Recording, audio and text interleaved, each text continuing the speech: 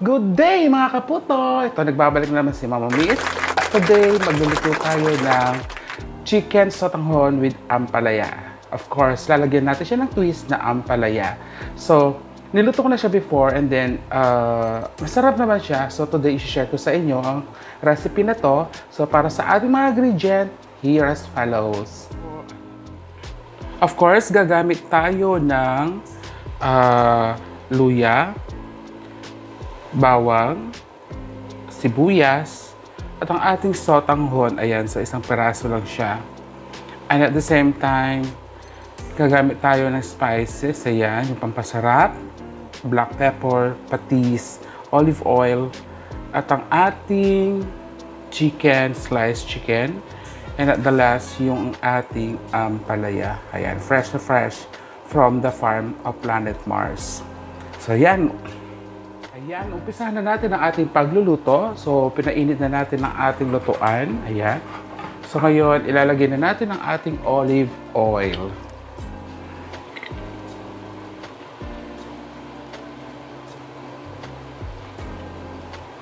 Ayan. Isunod-sunod na natin ang ating luya. Ayan.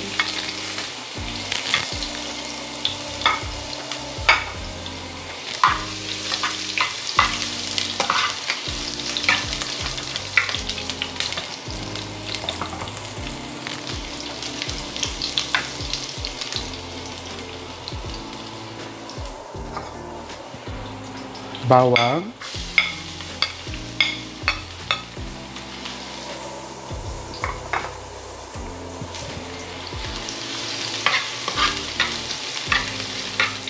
sibuyas,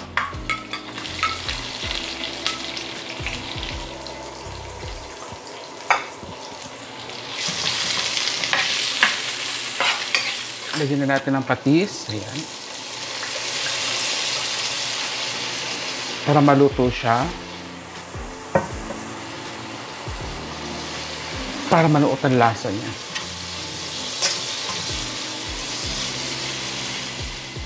Ilagay na natin ang ating chicken.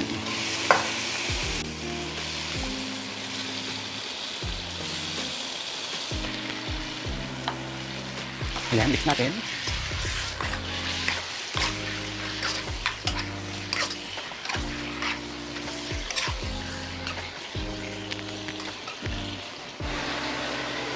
Ayan. Balikan natin siya later pag naluto na ang ating manok, nag-brown na yung manok. Ayan, okay na ang ating chicken.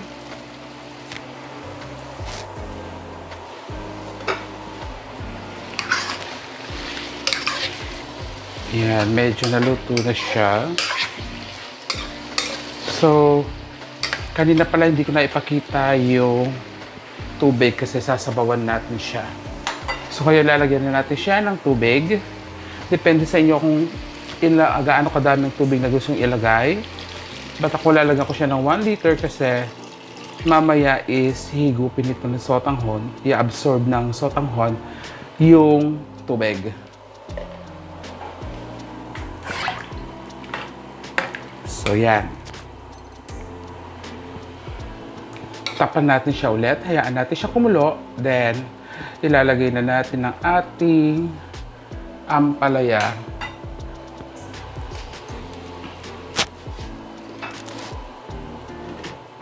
Ayan mga kaputo, kulong-kulo na siya. So, ilalagay na natin ang ating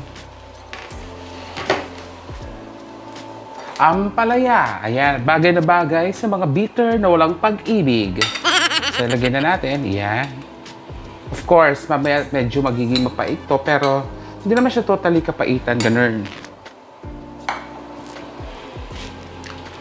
So, yan. Para maiba naman ang ating recipe for chicken for today. So, yan.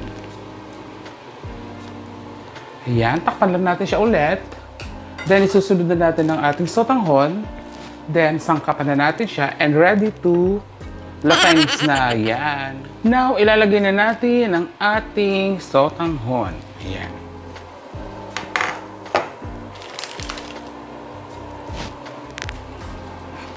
Yan, hayaan natin siyang maghiwa-hiwalay later.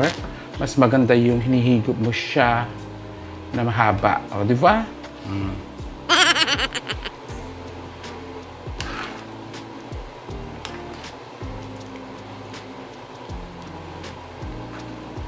So, yan. Madali lang naman lumambot yung sotanghon natin.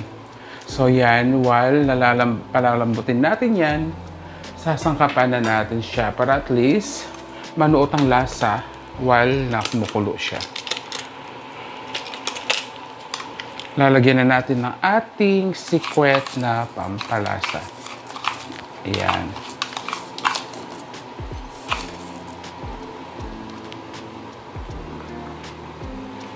Ayan.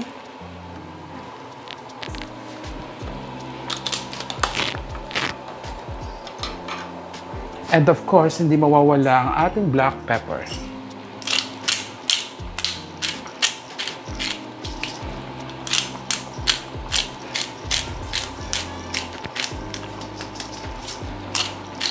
Diba? Kung may sotanghon tayo na nilalagay is carrots, ito naman is ampalaya.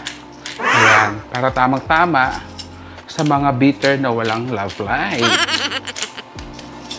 Ayan, pwede na siguro yan.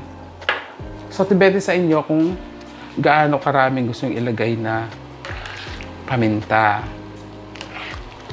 So, see, di ba? Bilis lumabot na sotanghon.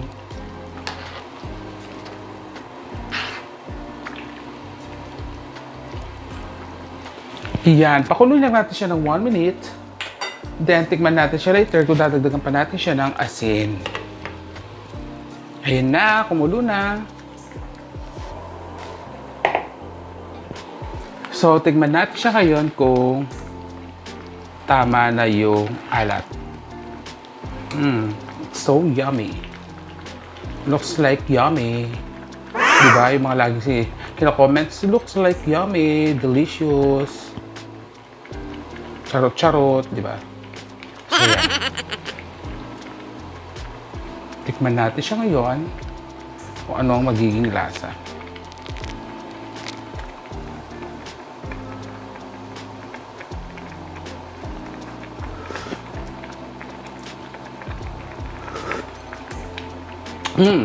Para sa akin tama na, pero nasa inyo yan kung gusto pa nilagyan ng asin. So, depende pa rin sa lasa nyo, pero syempre hindi lang naman akong kakain, kaya dagdagan natin siya ng konting asin. So, yan. So, yan mga kaputo, takpan natin siya ulit, and within 1 minute or 2 minutes, pwede na yan.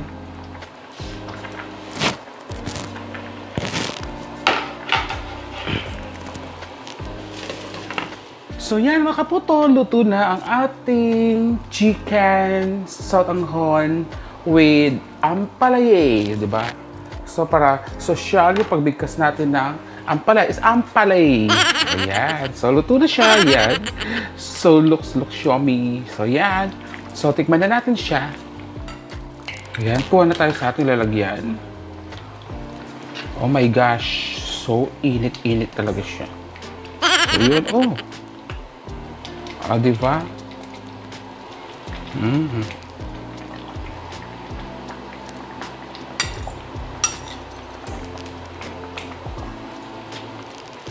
And of course, kuha tayo ng ampalay.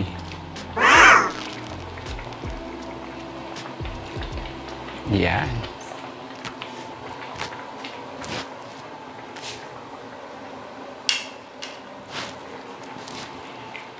So yan, titikman na natin ang ating finished product na chicken sotanghon with ampalay. Ayan. Ayan, so of course, ayan. Mainit-init pa siya mga kaputo. Ayan.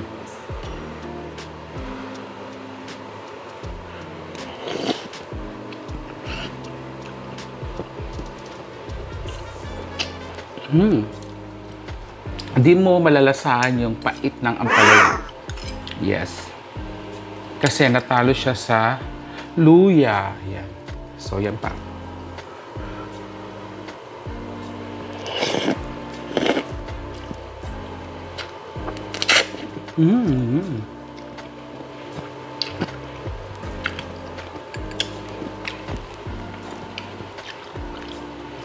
Sarap. Kain tayo mga kaputo, kain tayo. Ayan. So,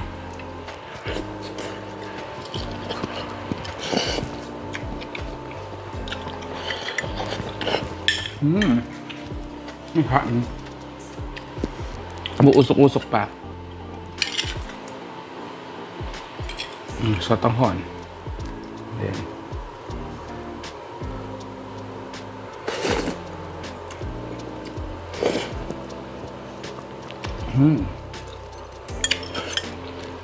sarap ang palay.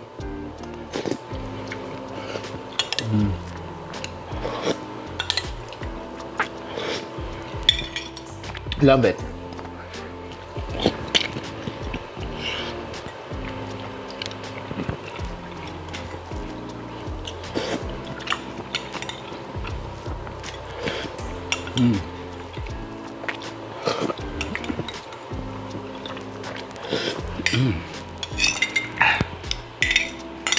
So yummy. Ay, dumudulas siya.